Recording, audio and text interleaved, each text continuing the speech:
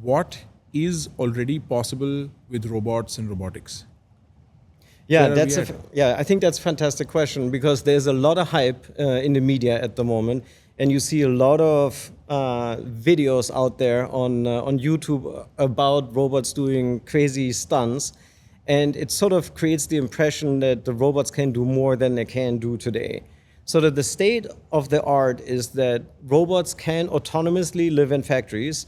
You have wheeled robots, AMRs that live in factories. You have, of course, self-driving cars like Waymos that live in the real world and drive around.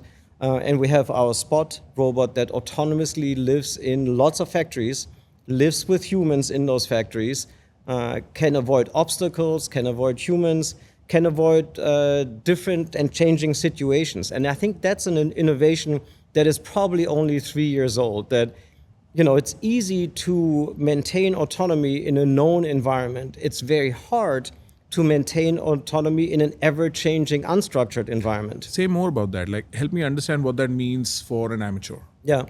So you've seen robots in logistics facilities and warehouses that are on wheels, but many of them in the beginning phases drove on predefined routes. And those routes sometimes had induction coils in the ground so that the robot would follow a specific path. And if something changed, for example, if there was a forklift in the way, the robot would have to stop because the robot didn't know what to do in that situation. And today, our robots can, in fact, understand changing environments.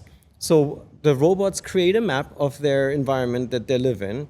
And then if there's a forklift in the way, or there's a pallet on the ground, or there is a garbage can that wasn't there yesterday, the robot can look at its internal map and say, okay, I know I need to get to the other side of the warehouse, but all of a sudden there's a forklift here in the way. How else can I get there? And then the robot finds an alternative route.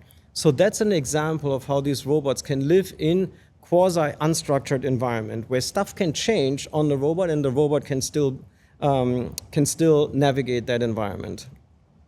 Got it. And so the robot is mapping and computing its environment constantly. And it's doing it in a environment that might not be the same as it was the last moment. And so it has to account for dynamically and then figure out its movements.